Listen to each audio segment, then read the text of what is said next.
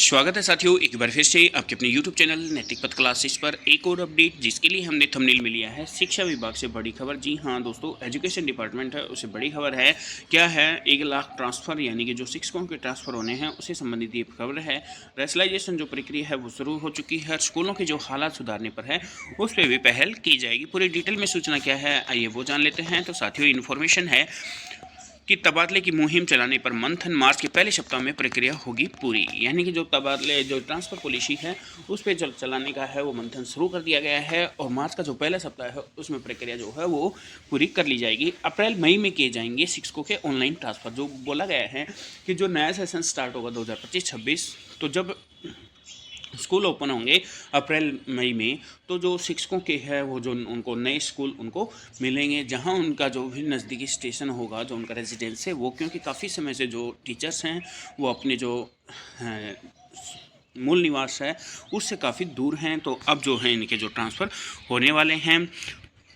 Rationalisation प्रक्रिया शुरू, शिक्षकों और बच्चों की तस्वीर साफ। शिक्षा पूर्ति के लिए ब्लॉक के स्कूलों को प्राथमिकता दी जाएगी। डिटेल में सूचना है कि हरियाणा के सरकारी स्कूलों में जो प्रक्रिया है वो शुरू हो चुकी है रैशनलाइजेशन की, जिससे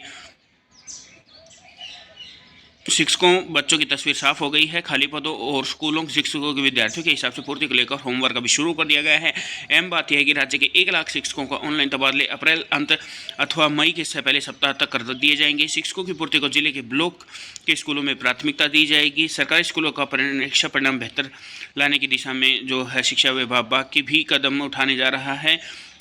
पदों का रैशनलाइजेशन काम जो है शुरू हो चुका है। मार्च के पहले सप्ताह तक पूर्ण करने के लिए आला अफसरों को निर्देश दिए जा चुके हैं। अहम बात यह है कि PM Shri model model Sanskrit स्कूलों में, जिसके बाद अन्य सभी स्कूलों का तबादला है वो किया जाएगा। प्रदेश में के लगभग 1 लाख शिक्षकों का तबादला ऑनलाइन प्रक्रिया के माध्यम से अप्रैल अंत या मई 2025 तक करने की तैयारी है। यानी कि जो 1 लाख जो ऑनलाइन शिक्षकों का जो ट्रांसफ़र होना है वो कब तक? अप्रैल के अंत तक और मई 2025 तक जो है वो कर लिया जाएगा।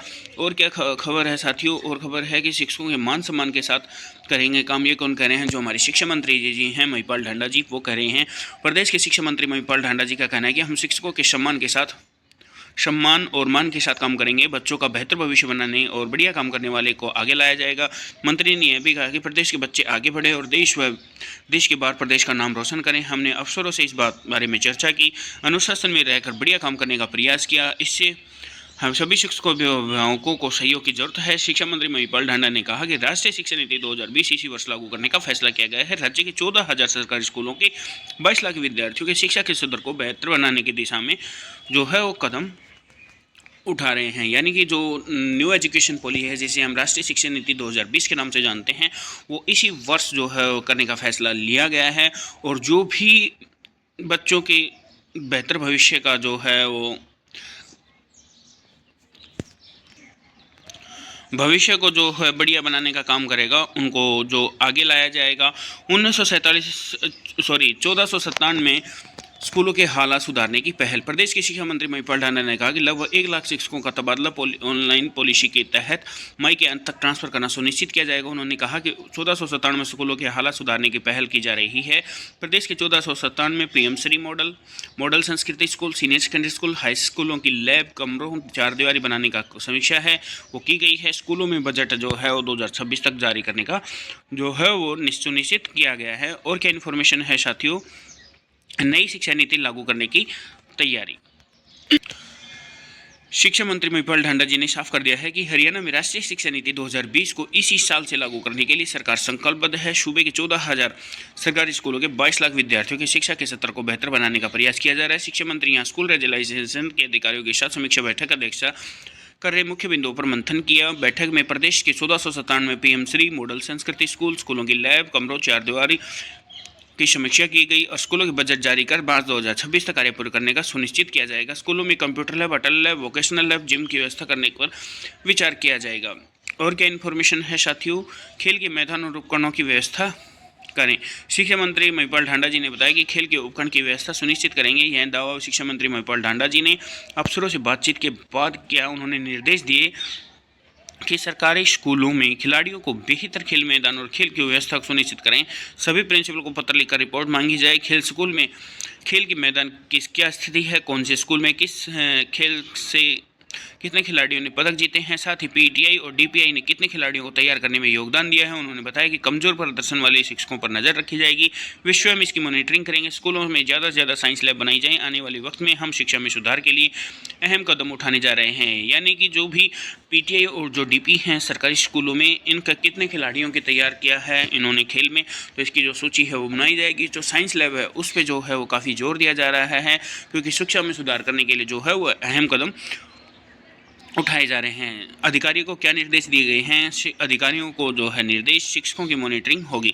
शिक्षा मंत्री महिपाल ढांडा जी ने अधिकारियों को निर्देश दिए कि स्कूलों से रिपोर्ट तैयार कराई जाएगी ताकि खिलाड़ियों का सही तस्वीर सामने आ सके। पीटीआई डीपीआई ने कितने खिलाड़ियों को तैयार किया, कितना योगदान रहा इन डीपी और पीटीआई का, इस पर मॉनिटरिंग की जा रही है। उन्होंने बताया कि कमजोर प्रदर्शन वाले शिक्षकों पर नज़र रखी जाएगी। मंत्री ने कहा कि स्वयं इसकी मॉनिटरिंग करेंगे। यानी कि अगर कोई किसी विद्यालय से कोई कमज़ोर प्रदर्शन, मतलब कि उनका प्रदर्शन ना के बराबर रहता है, तो उन शिक्षकों पर नजर, कौन से शिक्षकों पर, जो डीपी और पीटीआई हैं उन पर। तो साथियों, ये एक अपडेट थी कि जो 1 लाख जो हैं ऑनलाइन शिक्षकों का जो ट्रांसफ़र है वो अप्रैल के अंत या मई तक इनका हो जाएगा। और जो न्यू एजुकेशन पॉलिसी है, जिसे हम राष्ट्रीय शिक्षा नीति 2020 के नाम से भी जानते हैं, वो इसी साल जो है वो लागू करने का जो है फैसला लिया है। और 14,000 स्कूलों में 22 लाख विद्यार्थियों का जो है बेहतर शिक्षा में उठाने का जो है कदम लिया जा रहा है।